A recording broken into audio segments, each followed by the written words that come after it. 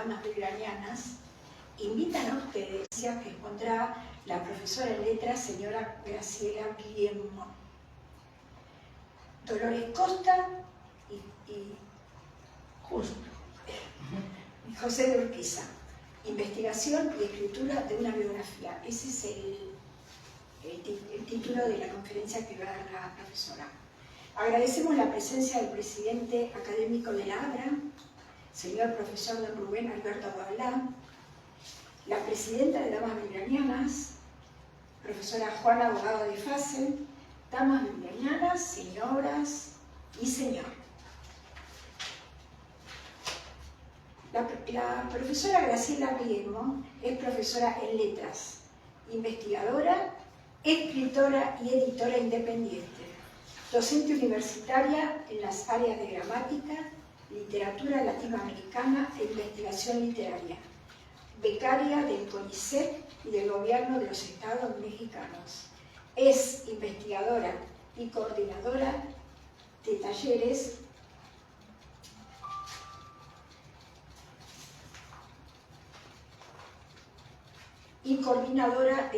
de lectura para adultos.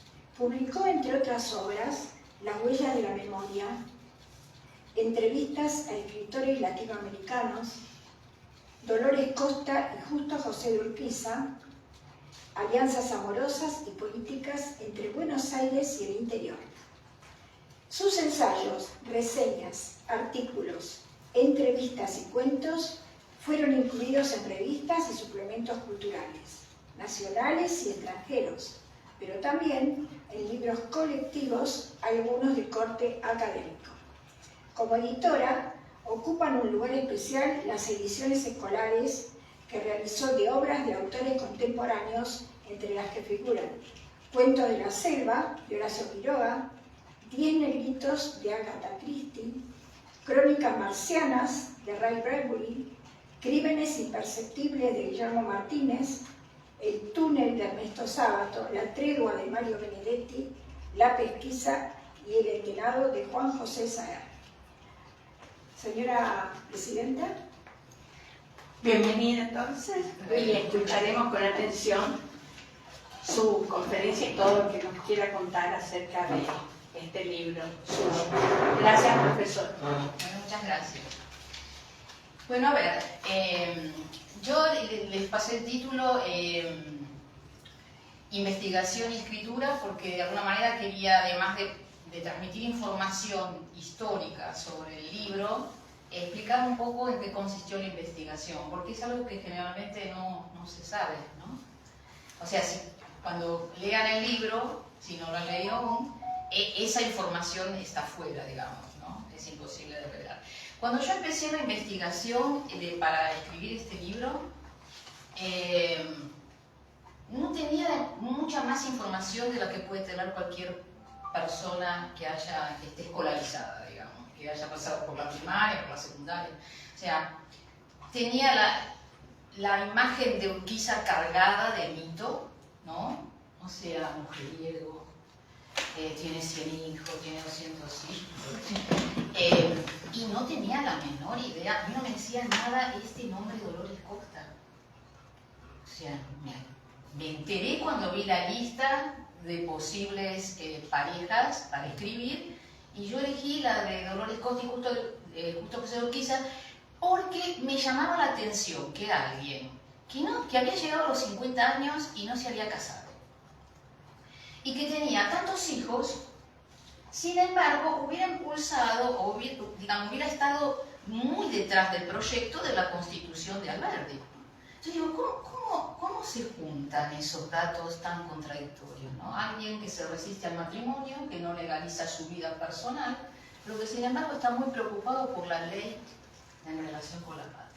Entonces ese fue el mosquito que me picó, podríamos decir, para elegir esta pareja. Ahora bien, tengo que reconozco dos autoras fundamentales en el inicio de la investigación, que me aportaron mucha información. Porque ya les digo, para mí Dolores Costa era un personaje inexistente, no me decía nada el nombre.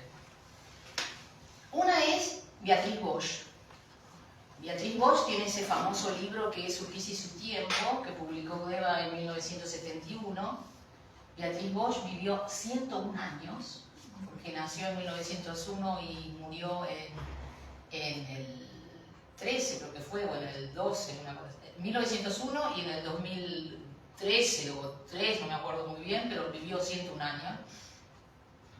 Y escribió ese libro que tiene esta medida, o sea, son casi 800 páginas. Y lo primero que hice cuando conseguí un ejemplar, que por supuesto fue un ejemplar que conseguí viejo, de saldo, porque yo empecé la investigación a fines de los 90, entonces habían pasado 20 años, el libro no se conseguía, un libro de Udeva además. Lo primero que hice fue ir a ver el índice onomástico, para ver si en el índice onomástico decía Costa Dolores. Porque Urquiza, si el libro llamaba Urquiza y su tiempo, obviamente iba a haber toda la información. Aparte, ella, una investigadora de Paraná, dedicó toda su vida a la figura de Urquiza. Obviamente iba a ser una joya ese libro. Cuando miro Costa Dolores, cuento 18 entradas. Ah, entonces hay información. Fui directamente a las 18 entradas y me llamó la atención que en un libro tan académico, de tanta investigación, con tanta data histórica, sin embargo, hubiera tanta información sobre la vida cotidiana. O sea, ella integra a Dolores Costa, integra a la familia, habla de los hijos, habla de los nacimientos, da los nombres. Es más, al final del libro, después que da todo el listado bibliográfico, etcétera, etcétera, ella da todo lo que generó en la familia Urquiza. O sea, están los 12 hijos anteriores a la relación con Dolores Costa, los 11 hijos que tuvo con Dolores Costa, la cantidad de nietos, la cantidad de bisnietos, la cantidad de tataranietos, los yernos y después llega hasta la 6ª generación. O sea, que la parte familiar estaba, sin embargo, es desconocida. Y el otro aporte importante fueron los textos de Susana de Domínguez Soler, porque ella directamente se ocupó de la figura de Dolores Costa. Cuando Planeta publicó el libro, ella llamó a la editorial y pidió mi teléfono. Y me llamó y tuvimos una conversación muy interesante, porque de alguna manera, digamos, ella tenía un trabajo muy importante, de hecho, pero era un trabajo que estaba diseminado en cuadernillos, en publicaciones de revistas, pero nunca se sentó a escribir un libro. Entonces, de pronto encontrarse con un libro donde justamente estaba el personaje de Dolores Costa, le impactó, pero muy generosamente me llamó y tuvimos una conversación. Algo iba a encontrar. Pero les cuento que yo tengo una manera de investigar que lleva mucho tiempo, pero no renuncio a esa manera de investigar. Primero porque disfruto, me encanta. A mí ir a los archivos y a las bibliotecas me fascina. Es un tiempo para mí ganado, no es un tiempo perdido.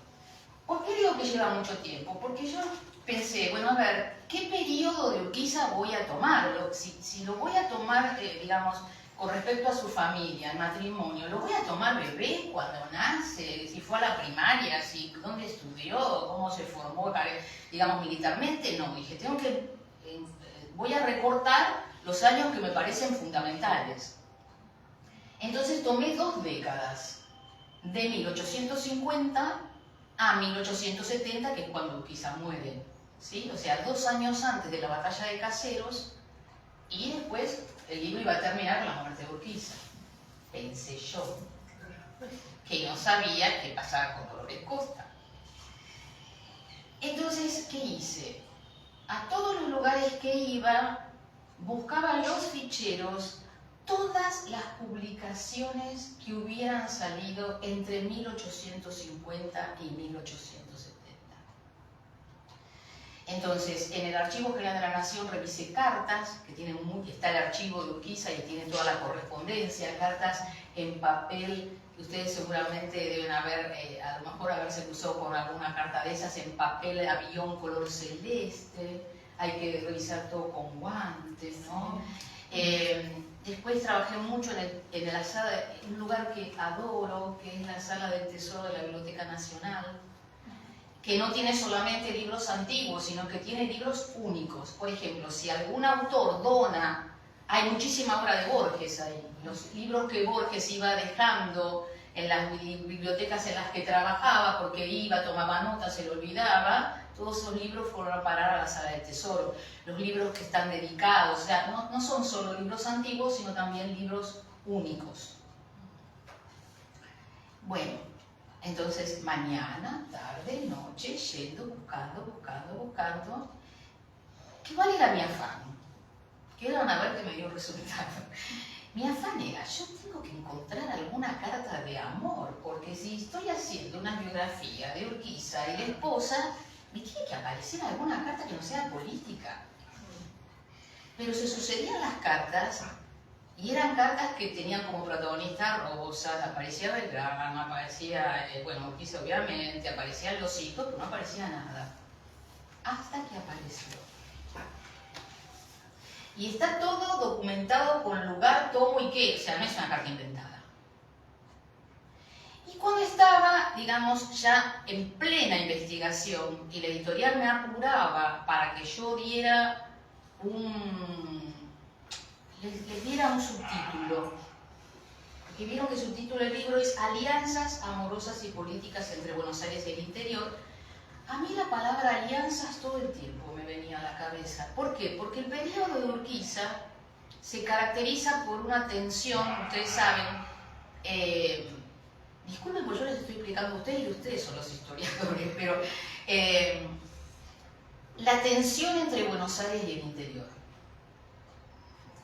Entonces, si llegaban o no llegaban a acuerdos para evitar batallas, derramamiento de sangre. Entonces a mí constantemente yo veía, a ver, la vida de Urquiza por un lado va para, digamos, para normalizar, legalizar su vida amorosa, afectiva, familiar. Y por otro lado, está estableciendo alianzas todo el tiempo con, o tratando de establecer alianzas sobre todo con Mitre.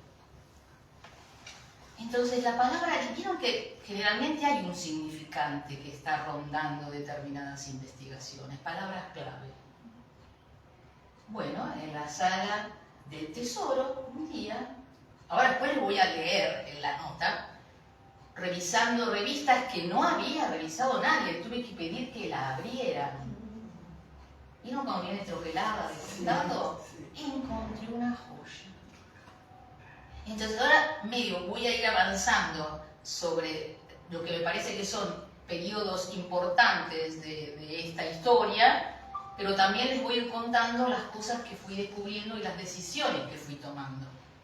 Porque el tema era, o sea, yo recorrí muchos archivos, el archivo del General de la Nación, el archivo de la Biblioteca Nacional, los archivos de las distintas bibliotecas, viajé al Palacio San José y tuve acceso a los archivos que hay ahí, donde hay sobre todo la correspondencia familiar, que era lo que yo también necesitaba. O sea, no podía solo trabajar la parte familiar, porque Urquiza es una figura pública, es un personaje histórico, pero no podía no trabajar lo otro. Y estaba todo, o sea, estaba en los documentos. Lo que pasa es que había que leerlo, encontrarlo y con eso hacer algo. ¿Se entiende? Porque el documento solo pegado, nadie va y lo lee si no es una especialista. Y después, bueno, libros, ensayos, etc. Entonces, mi pregunta. Generalmente no puedo escribir si no tengo toda la investigación realizada. No soy de ir escribiendo mientras investigo. Siento como que me falta algo, que tengo que redondear, a ver si me aparece otra cosa y me modifica. Y además tengo que tener toda la investigación para saber cómo empiezo. Entonces la pregunta era, ¿cómo empiezo a contar esta historia? Ya sé que no la voy a contar con él de niño, que la voy a contar con Urquiza, o sea, lo voy a plantar a Urquiza con más o menos 49, 50 años. O sea, bien iniciada la década del 50. Digamos, pero, o sea, ¿cómo lo presento? ¿Cómo narro esta historia? Entonces, como en el medio me crucé con muchos testimonios, que ustedes habrán visto, hay muchos testimonios de viajeros, muchas crónicas de viajeros del siglo XIX que son muy atractivas. Extranjeros ingleses, suizos, alemanes, franceses, que viajaban a la Argentina y querían conocer a Rosas y entonces se acercaban y se metían en Palermo y les llamaba la atención que no veían al Rosa déspota, veían a Rosa sentado debajo de un rosal con la hija en la falda sentada. Entonces la crónica de mostrar esa figura que no era, digamos, el mito que estaba circulando. Entonces pensé, a ver, voy a escribir, sí, una biografía, porque la colección son biografías apasionadas, el título Apasionadas es discutible, pero la voy a cruzar con la crónica. Voy a tratar de encontrar una voz que relate la historia como si fuera un viajero, un cronista, que va metiéndose en la historia, va descubriendo aspectos de la vida de Urquiza, de la historia argentina, y la va contando. Entonces decidí, que no es lo más usual, que la biografía la iba a escribir en presente, no en pasado. Como si este viajero, que en ningún momento aparece personificado como un viajero, es una voz narrativa, siempre que hay un relato tiene que haber un narrador. Entonces yo no quería ser yo opinando, quería generar como una especie de complicidad entre quien narrara la historia y esa historia para atrapar más al lector. Y porque además la verdad es que yo estaba muy fascinada con la historia, porque encontraba tantos datos de color que era llamativo, o sea, fue pasar del desconocimiento absoluto a tener muchísima información. Bueno, y también decidí que iba a incluir determinados documentos, que si encontraba documentos interesantes los iba a incluir, pero ahí me encontré con un problema, que es el mismo problema que uno tiene cuando, por ejemplo, lo invitan a una jornada, a un congreso, a decir una ponencia y ponen como límite 8 hojas. Entonces uno tiene que generar la trampa de que escribo las 8 hojas, pero te pongo 3 de notas.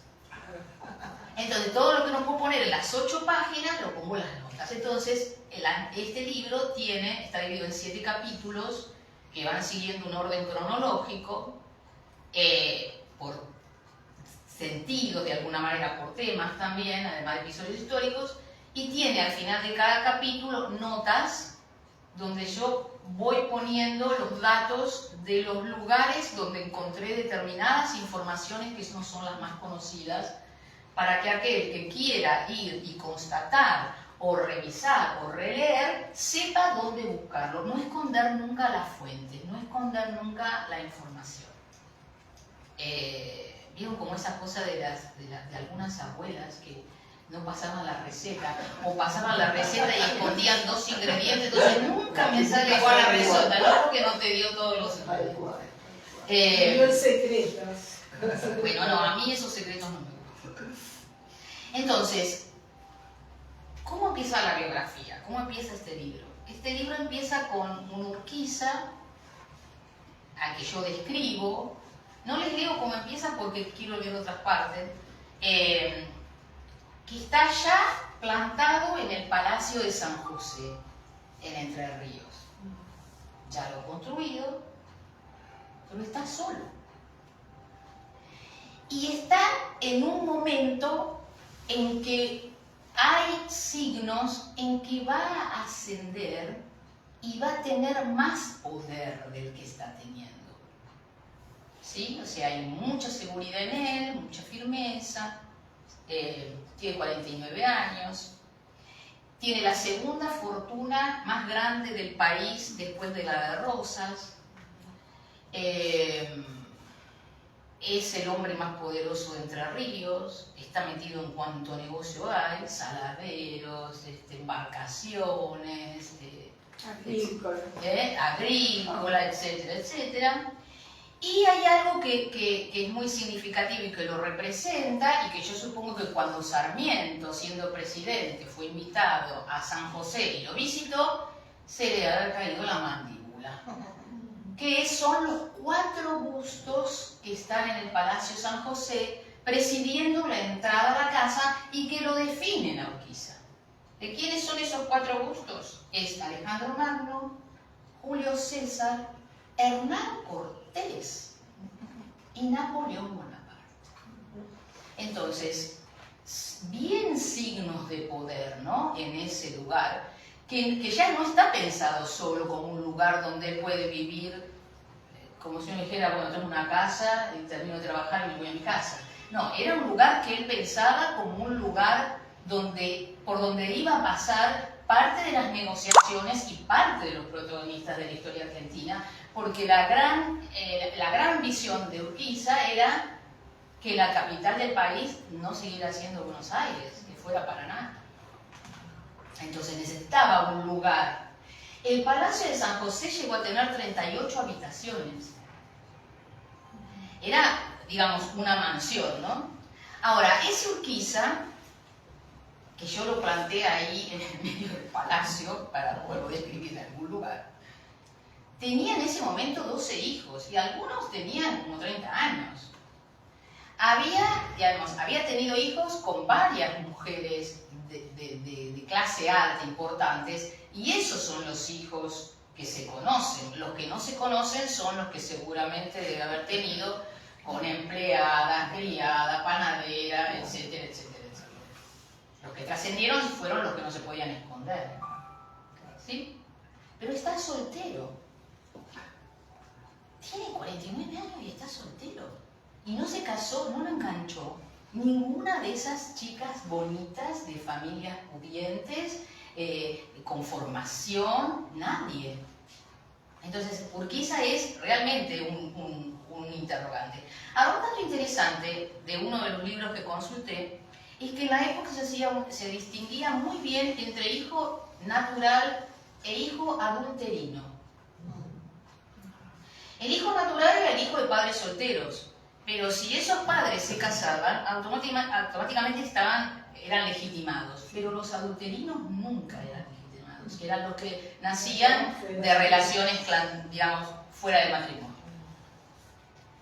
Ahora, eso más o menos es 1850-1851. El 1 de mayo de 1851, uno podría decir que Urquiza se convierte de alguna manera como el gran protagonista de la historia. ¿Por qué?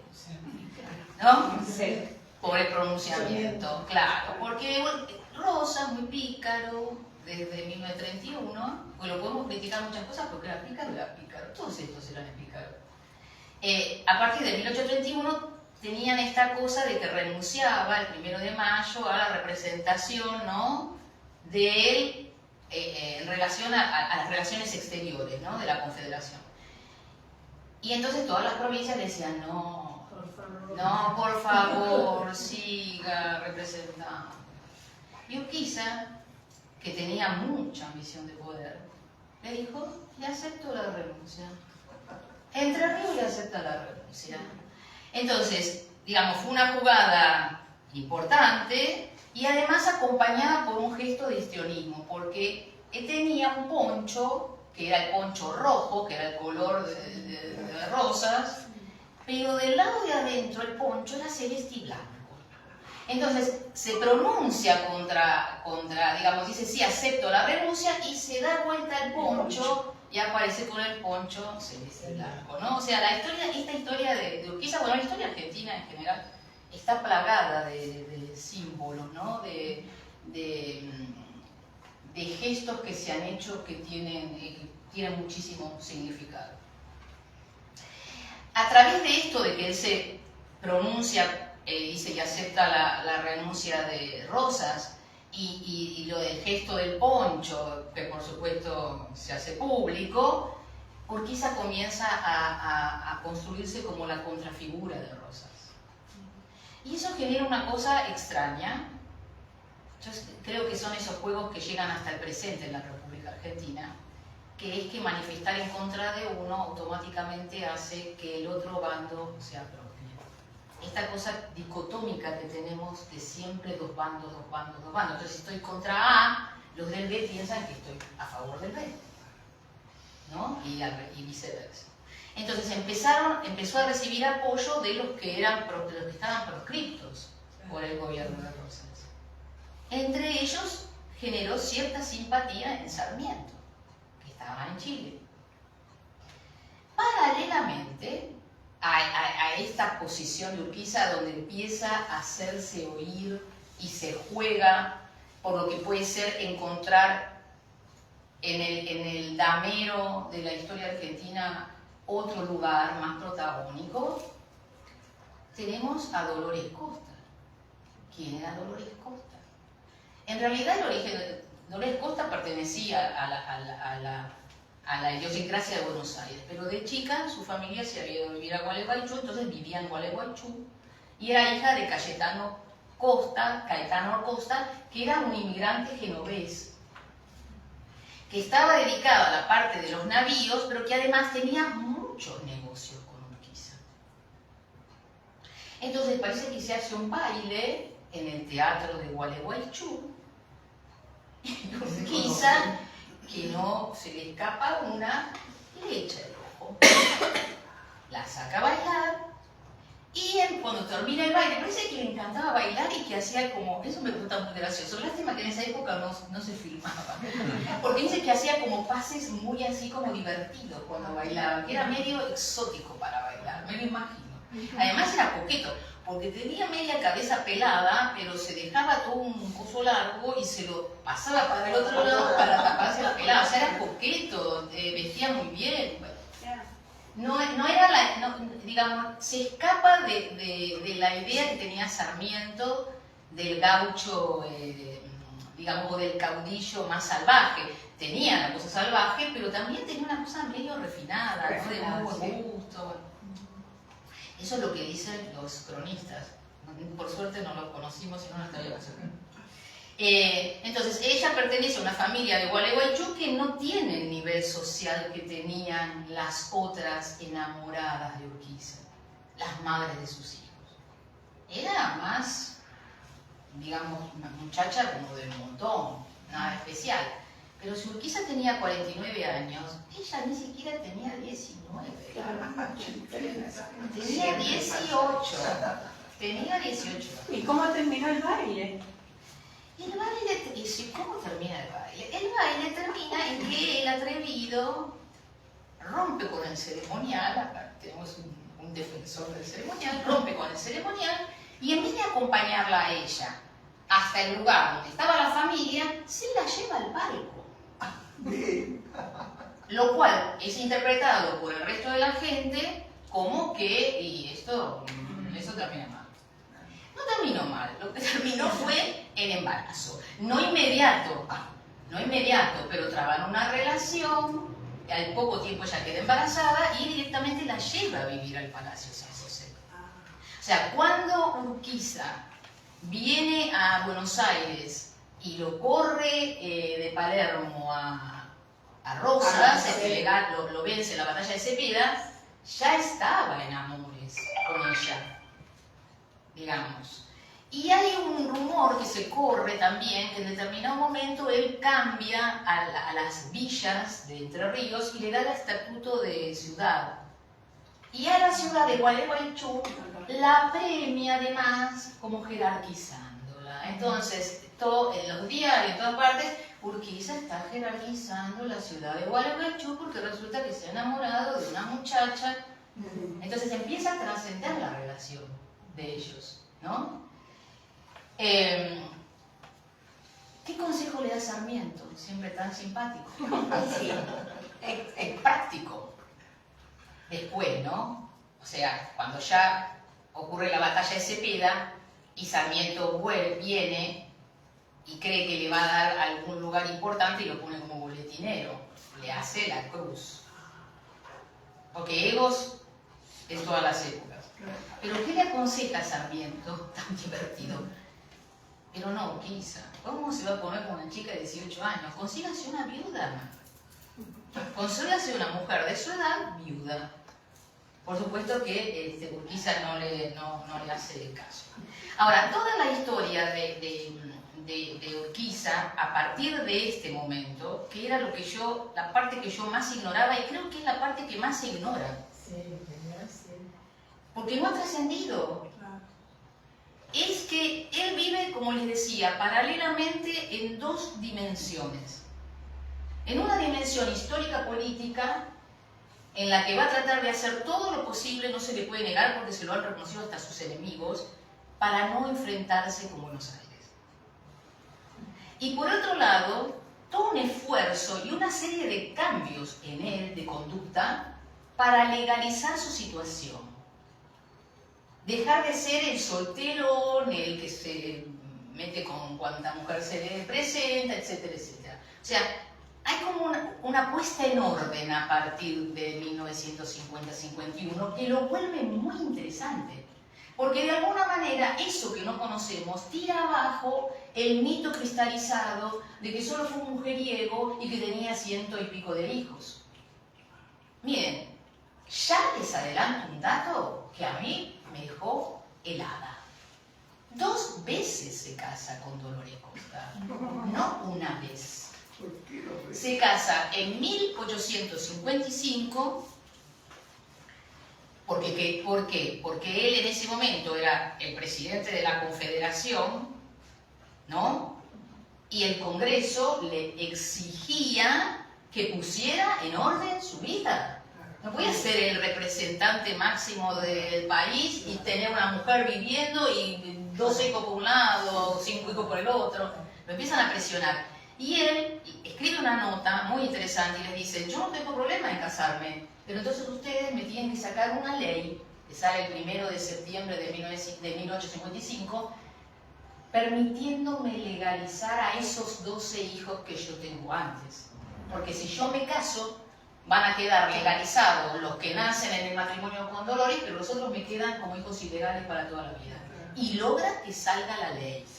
Sale la ley, legaliza a los 12 hijos y se casa con Dolores Costa en el oratorio del Palacio San José.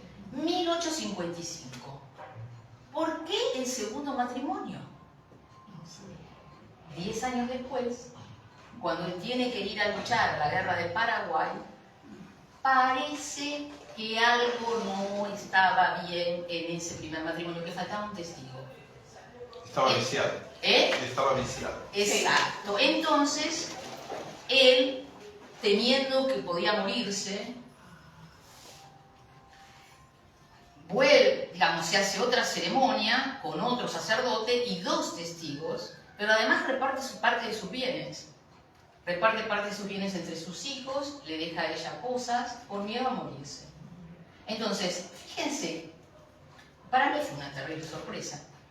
Porque yo tenía en mente ese mito aprendido en el colegio, que es como una especie de historia que trasciende, ¿no? Que no está escrita, pero que va trascendiendo y todo el mundo repite.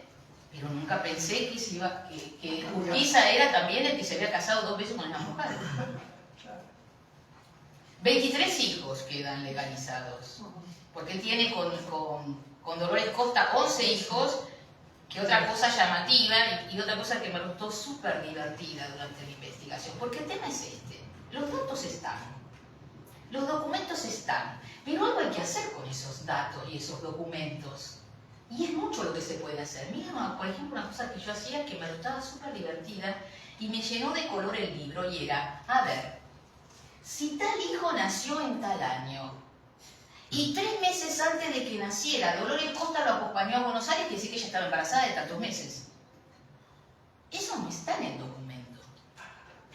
En el documento no dice que ella estaba embarazada.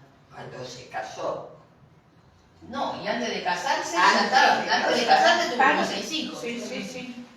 Después nace, pero quiero decir, ¿se entiende la idea? Entonces iba sacando cálculos y entonces el libro se me iba poblando de color, iba teniendo vida. Era nada más sacar las cuentas, tampoco es una cosa tan difícil. O sea, ¿no? Por ejemplo, así me enteré de que cuando Mitre lo invita a Urquiza a venir a Buenos Aires, que ahora les voy a contar porque eso es también, yo no podía creer. Yo tenía la revista en la mano y digo, no puede ser, a esa me la tiró Urquiza. la revista.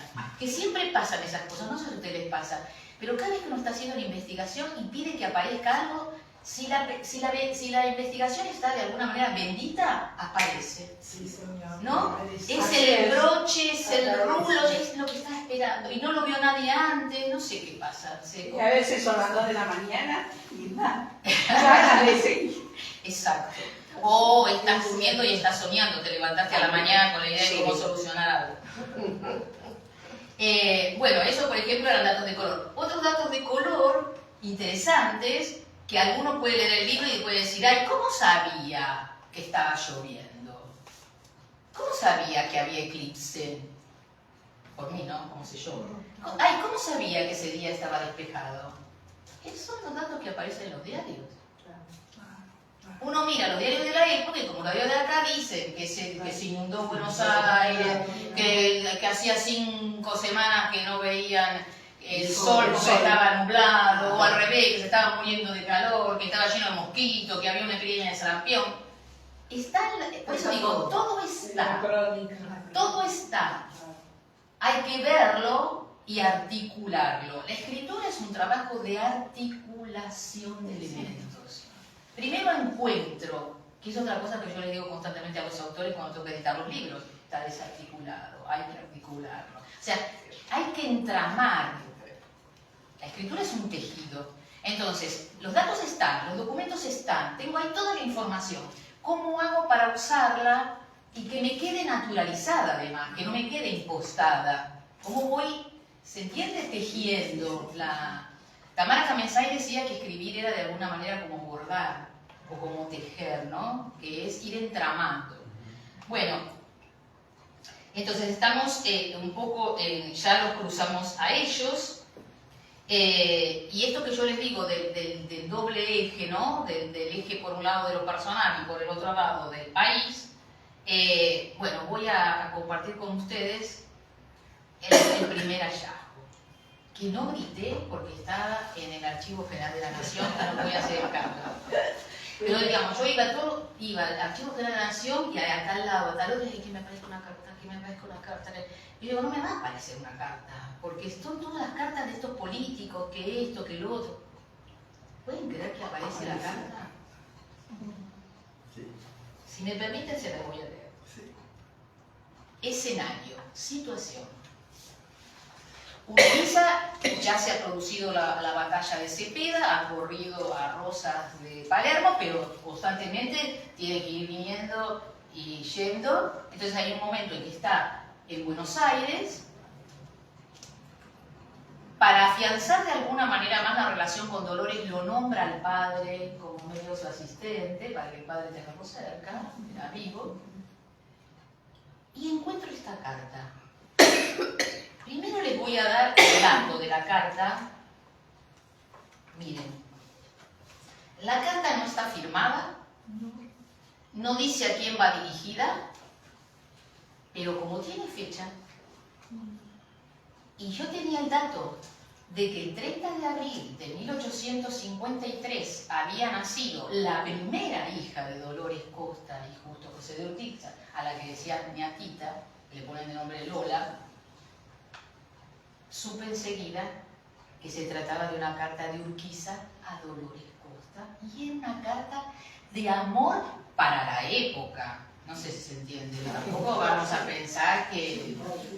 Miren, esa carta está en el archivo Justo José de Urquiza del Archivo General de la Nación, en el legajo 330, en el folio 144. O sea, si quieren leerla, van, piden estos datos y la van a encontrar. Carta, leo, y espero que se emocionen. Mi corazón. Imagínense, yo paso de las cartas de Urquiza, el hijo, y esto, y encuentro una que dice mi corazón. No podía ser. Mi corazón. Mañana hace un mes que me dirigiste tus 2 últimas de 9 y 10 pasado, las únicas que desde entonces he recibido, y tú debes juzgar cuál será mi sentimiento por carecer de tus cartas y por consiguiente de tus caricias. A la flauta. ¡Urquiza! único consuelo que tengo desde que me separé, mi vida de tu lado. Es muy amorosa para la época. Claro, él no sabía que yo la iba a leer a si no la voy a tachar. Dice, así pues te suplico que así te suplico que no seas tan descuidada para consolar a quien tanto te ama. Mi encanto. Dime mucho de las gracias de nuestra niatita. Era la hija que acababa de nacer. La carta es del 8 de mayo. Quiere decir que la nena tenía, si nació en abril, 8 días, una semana. Dime mucho de las gracias de nuestra niatita, a la que darás 1.000.000 de besos y la amarás como debes hacerlo con tu constante amor. Dije, tengo el libro. Pero digo, ¿tengo el libro? Ya está. Una carta, ya está. Ya lo de biografías apasionadas dije, no está mal, ¿eh? Me seguía faltando el subtítulo. Esto continuará. Bueno, entonces, ya tenemos a Urquiza vencedor de rosas. Por eso les digo que va como en ascenso. En el 53 está relacionado directamente con el dictado de la Constitución. ¿Sí? Y llamativamente, como ustedes recordarán, es una Constitución que solo representa a 13 provincias, porque Buenos Aires al año siguiente firma su propia Constitución porque quería ser un Estado independiente. ¿Sí? De 1854 a 1860, Urquiza es el presidente de la Confederación Argentina, y ahí es donde yo les decía que el Congreso lo presiona para que legalice su situación, bueno, y se casa, etcétera, etcétera. Y no solo se casa, o sea, y consigue que el Congreso le legalice a los hijos, sino que además consigue que el Papa Pío IX le mande una bendición. O sea que, digamos que se las arreglaba bien, ¿no? O sea, ¿cómo era la vida en el Palacio San José? Para hacer una especie de paréntesis entre tanta historia, porque mientras tanto ella ya estaba en el Palacio San José, estaban naciendo sus hijos. Miren, en 18 años, como les decía antes, tuvo 11 hijos. Si hacemos la cuenta, yo hice la cuenta, casi no tuvo respiro, se la pasó embarazada. Sí, tal cual, tal cual, tal cual. Sí, ¿No? es así. Y la época Eso no lo dicen los libros de historia, pero uno saca cuenta. Claro. Bueno, ¿cómo se vivía en el Palacio de San José? Él logró que uno de los tantos viajeros que venían, o sea, ingleses, franceses, suizos, que era Amadeo Bonpland, el naturalista, que le había hecho los jardines a Josefina Bonaparte, a pedido de ella, le diagramara a Urquiza los jardines y la huerta del Palacio San José. No cualquiera, Amadeo Bonpland. Y el lago. Y el lago. Y el lago. Que eran los fuegos de artificio cuando eran las fiestas, todos los espectáculos eran en el lago. Perfecto, es cierto. Había traído plantas, miren, de París, de Montevideo, de Buenos Aires, de Río de Janeiro. Llegaron a tener 28.000 árboles. No me puedo hacer a la idea de tanta cantidad. Tenían frutales, álamos, pinos, todo tipo de frutales. Y llamativamente, ¿qué se hubiera imaginado uno al pensar a Urquiza? Uno piensa, bueno, Urquiza, sí, como decía Sarmiento, un salvaje, y debe comer asado todo el día. No, eran comidas frugales, comían muchas frutas, muchas verduras. O sea, ¿cómo uno va construyendo un mito en todo un personaje y lo va cargando de información para que no resulte contradictorio o para que cuaje en la clasificación? Y cuando después uno empieza a investigar, resulta que no, ese personaje no es así. Yo no sé cómo verán hoy en el colegio los chicos el personaje de Urquiza. El lago tenía un vapor. Claro, tenía un vapor, es verdad. Y en 1856 fue la primera casa de la República que tuvo aguas corrientes. Cuando en Buenos Aires empezaron a tener en 1867, o sea, 11 años después, algunas casas. Tenían muchísimas innovaciones. Por eso digo que cuando Sarmiento fue al Palacio de San José, pensando que se iba a encontrar con Urquiza con la boleadora subió al caballo, se le cayó la mandíbula porque resulta que los chicos sabían francés. Dolores Costa aprendió francés para poder llevar los negocios, sabían inglés, tenían un profesor de piano, tocaban instrumentos, venían las institutrices de Francia. Entonces de pronto se encuentra con que, perdón, estoy en Europa. Lo que pasa es que el preconcepto de Sarmiento sobre los gauchos era Y civilización lápida. Claro, y aparte Sí. civilización y barbarie que lo reafirmó cuando él le ganó a Urquiza siendo presidente, o sea, más intensificó. O sea, bueno, como el marketing, ¿no?, de los políticos, o sea, impulsó la imagen de que Urquiza era la continuación de Rosas y que él era la libertad y el cambio, o sea, que Urquiza era la vuelta al pasado. ¿No les suena todo esto familiar? Yo la verdad que leyendo todo esto digo, no cambió nada, pasaron 2 siglos, Dios mío, estamos en el mismo lugar. No solo no cambió, Está peor. se empeoró. Exactamente. Sí, Lo peor de todo es que la población, la ciudadanía, no busca saber.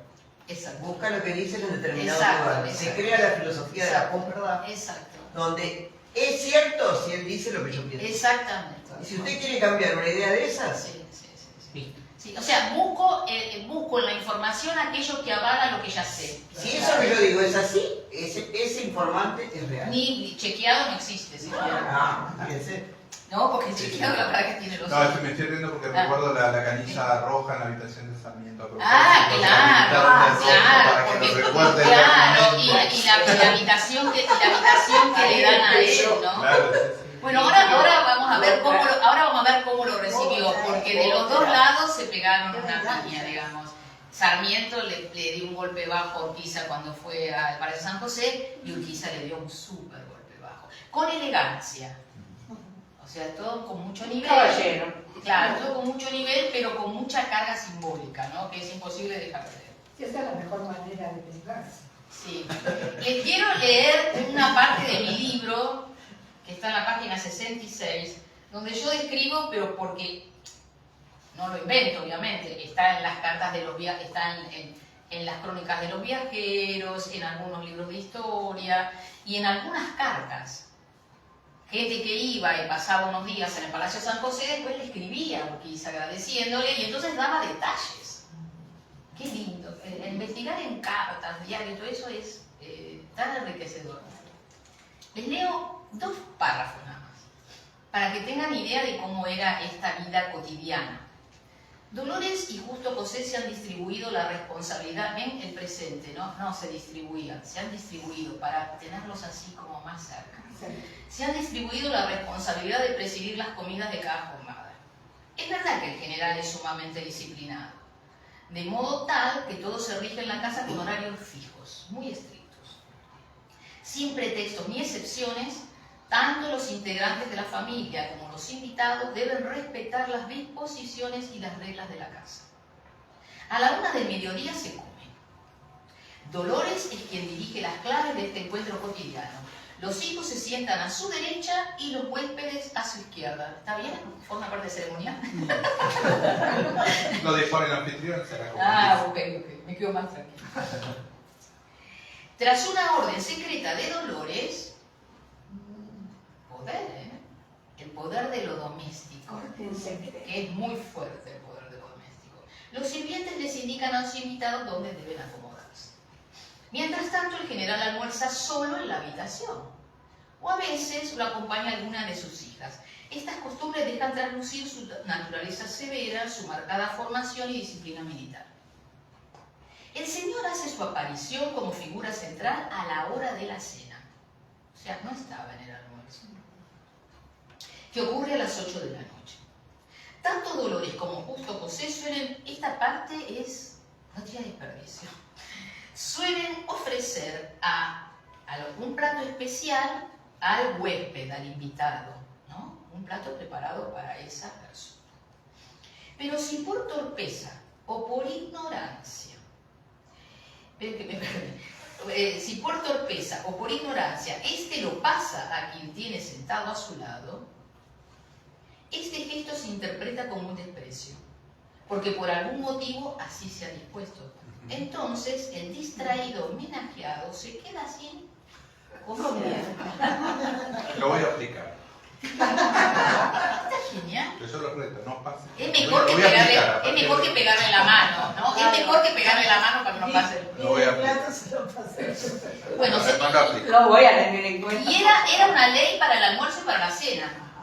O sea, estuviera Urquiza o no, ¿no? O sea, Sí, si se quedaba quedaba mirando. sin almuerzo o sin cena, según sea el caso, porque no se le sirve ningún otro plato. Pero lo llamativo es que no era que le decían, mire, te lo tenés que comer aunque no te gusta, porque si no te vas a dormir sin comida. No sabían, no estaban claras las reglas, eran reglas implícitas. Pero creo que seguramente serían reglas que después se transmitirían, porque por ejemplo el tema del perro de Purvis, que se lo trajo de la banda oriental, Purvis por ejemplo, que era el perro que se había traído de la banda oriental y que era un perro que mordía, que parece que se corría la versión de que Urquiza de alguna manera le transmitía al perro a quien quería y a quien no quería. Entonces al que no quería iba y lo mordía. No, dice que raza, ¿no? Ay, no me acuerdo. No. Me parece, no me acuerdo si dice que raza. Pero por ejemplo, Sarmiento fue uno de los que escribió, guarda con el perro de Urquiza si van a... Y Paz, cuando José se pasa. José se pasa. Cuando Sarmiento va también a San José, cuando Sarmiento vuelve le dice, ¿lo mordió el perro? O sea, tenía mucha fama. Entonces supongo que a lo mejor lo de las comidas también trascendería. Bueno, la comida es sencilla pero abundante y solo se bebe agua. Que también uno se lo hubiera imaginado, tan lanzado Urquiza, te he dado la botella de vino. No. No bebe ni vinos ni licores. Que brinda con dolores a sus invitados. O sea, hacía los asados, pero él no comía. Prefiere las frutas y verduras frescas, se inclina por la alimentación sana. ¿Tengo un ratito? Sí, claro, todo lo que usted quiera.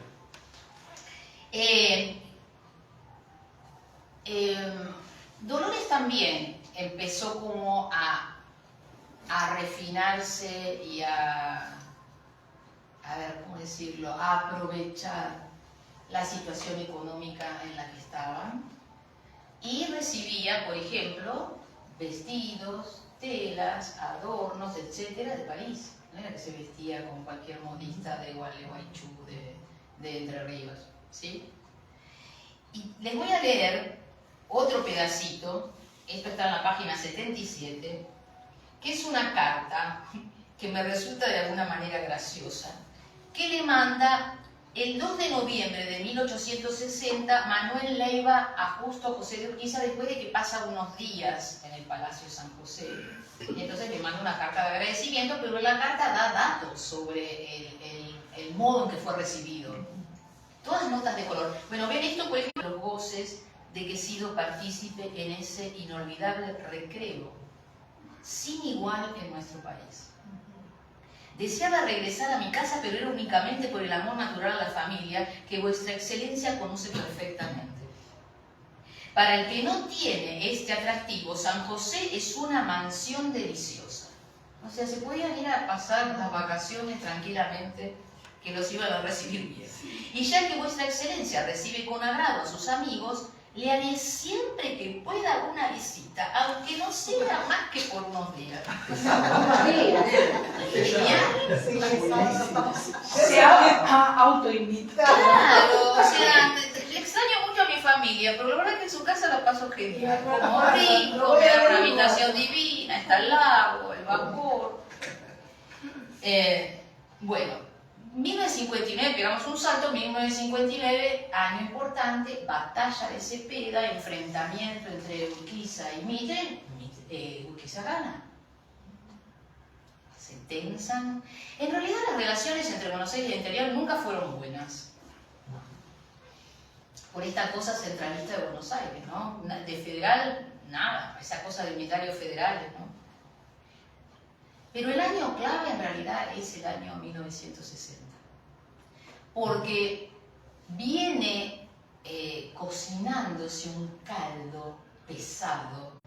Es el fin de la presidencia de Urquiza, de la Confederación, y reanuda su cargo de gobernante de la provincia de Entre Ríos, y Mitre es el gobernador de Buenos Aires. Entonces acá hay dos episodios muy interesantes y es donde entra el otro allá. Que ese no lo busqué. O sea, fue de ir y revisar cosas que ni sabía que existían. Pero si se publica en la etapa que yo estoy investigando, yo quiero ver qué hay adentro. Yo quiero ver qué hay adentro. ¿Qué tal que haya algo que me interesa? Y aparece un... O sea, yo soy estimuladora de las investigaciones profundas, intensas.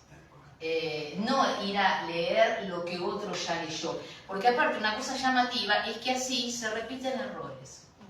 Si yo no voy a la fuente y chequeo y constato eso que estoy leyendo en un libro, por ahí estoy repitiendo algo que está mal. ¿Se entiende? Y así hay muchos. Bueno, 1 de julio de 1860, Mitre lo invita a Urquiza, que viaja con la esposa y 4 de sus hijos, y embaraza de 3 meses del sexto, porque ya tiene 5, y hace tan poco que están juntos, a Buenos Aires, a festejar sobre ese plan y ese encuentro. Dice, ¿puede suponer la curiosidad en que estaremos respecto al recibimiento de la caravana oficial que ha ido a tomar parte en las fiestas de julio? ¿Quién diría, un año ha, que el general Urquiza y el presidente Derqui, que había quedado como presidente de la Confederación después que deja Urquiza, se sentarían juntos en la mesa con el general Mitre con Sarmiento en la ciudad de Buenos Aires como íntimos amigos? Mucho he visto y muy raro en 50 años de revolución, pero nada ha sido más inopinado. O sea, en Buenos Aires no pueden creer que realmente se vayan a sentar, que haya amistad, porque se huele que es falso todo, que van a ir a una confrontación, o sea, que no van a poder zafar de lo que fue después Pavón, la batalla de Pavón. Y acá viene la joya. Díganme ustedes si lo que les voy a contar no es una joya. Me pongo a revisar una revista, una publicación. Esperen porque tengo que encontrar dónde está.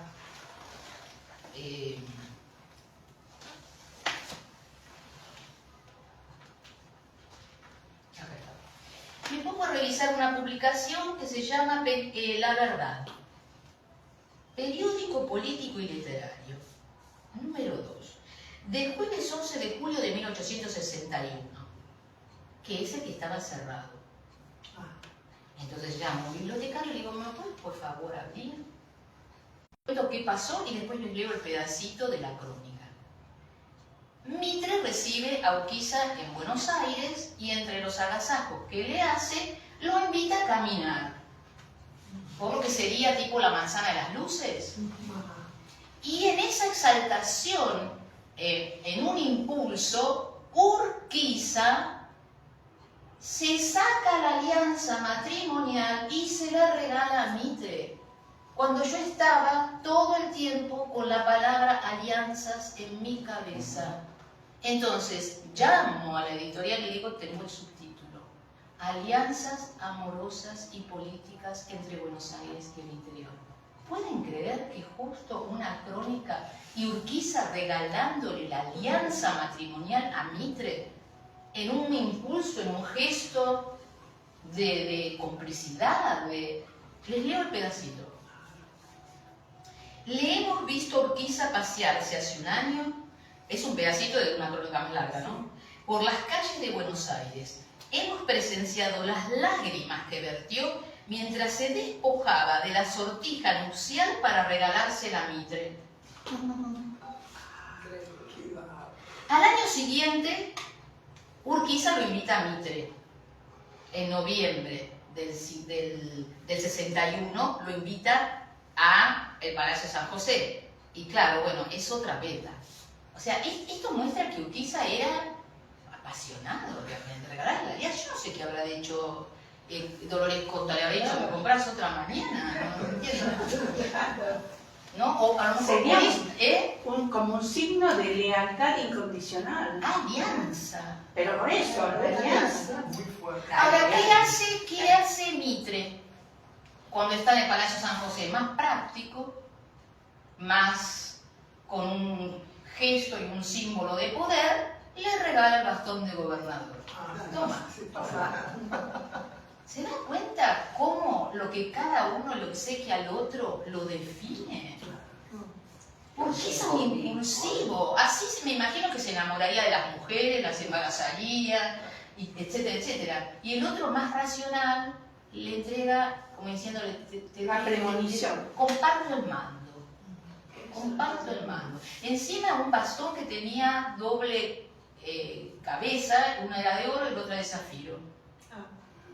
O sea, en sí mismo tenía valor, ¿no es cierto? Bueno, les comento algunas cosas más. No se salvan de la batalla de Pavón. 17 de septiembre de 1861 se produce el enfrentamiento sobre todo entre Urquiza y Mitre, y Urquiza decide que se retira. Porque ve que va a ser un manto de sangre, que va a ser un desastre y que además no le va a ganar a Buenos Aires. Ahí se firma su acta de defunción. ¿Por qué? Porque entonces, si antes los enemigos de Urquiza eran los de Buenos Aires, ahora los de Buenos Aires de amigos no los tiene. Pero encima se ganó a los enemigos de su propia provincia. Lo recordan. Que empieza a planear la revolución que termina con el asesinato de Urquiza. Que están emparentados también. Era su ahijado, ¿no? Así que bueno.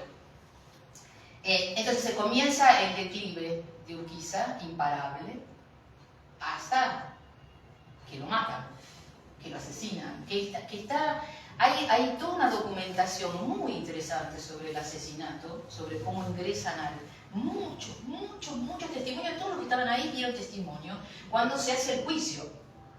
Entonces es realmente una cantidad de testimonios, de descripciones, los hijos, la esposa, y la que activa el juicio es ella, La que activa el juicio es Dolores Costa, o sea, la verdad que era bastante, digamos, bien plantada Garrida.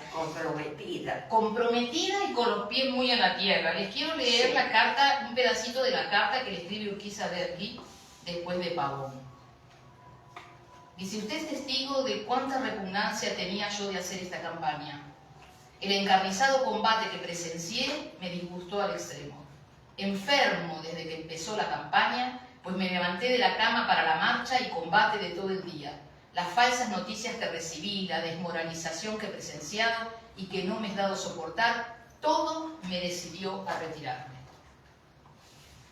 Fue un gesto que, claro, es el contrario del gesto o sea, entre 1852, después 1859 se pega a retirarse de la batalla de Pavón de 1861, se nota que él había perdido poder y que evidentemente no iba a ganar. Después viene el tema de la guerra del Paraguay, que yo les comenté lo del segundo matrimonio. Empieza a crecer el descontento, y él empieza a recibir, incluso de su hijo Diógenes, advertencias de que se cuide, de que no esté con el palacio con todas las puertas abiertas, así, no tiene custodia. Su asistente le decía: mire, tengamos preparado un caballo, si llegan a meterse, le quieren hacer algo, pues, no, ¿cómo voy a salir huyendo? O sea, no creían que lo podían matar. Desoyó todas las advertencias que recibió una detrás de la otra, hasta que lo mataron, ¿no? Pero antes de que lo maten, el 3 de febrero de 1870, cuando se cumplen un aniversario de la batalla de Caseros y es presidente Sarmiento, que gana la presidencia a Urquiza lo invita. Y vieron que les dije que de alguna manera cada uno al otro le da un golpe bajo. ¿Cómo se llama el vapor en el que viaja Sarmiento hasta Gualeguaychú? Pavón. O sea, tenía nombre para poner, o para elegir. Pavón, que es la batalla que perdió Urquiza. Y cómo ellos o sea, ninguno sabe lo que va a hacer el otro, por eso es tan interesante. Porque ella no sabe que va a venir con el barco de Pavón y Sarmiento menos, ¿cómo lo va a recibir Urquiza? ¿Cómo lo recibe Urquiza? Con todo un camino regado de pétalos de rosas rojas. Son geniales. Pero si cuando se entraba antes al Palacio San José, lo que llamaban la atención eran esos 4 bustos de Alejandro Magno, de Julio César, de Hernán Cortés y de Napoleón, ahora lo que llama la atención es que hay 4 jarrones con plantas, con una inscripción, o sea, inscrito un corazón, la palabra gratitud en los 4 jarrones y debajo Dolores Costa de Urquiza. Me parece muy significativo 4 bustos en 1850 y 1870, 4 jarrones con el nombre de ella y el corazón. Y gratitud. Maravilla.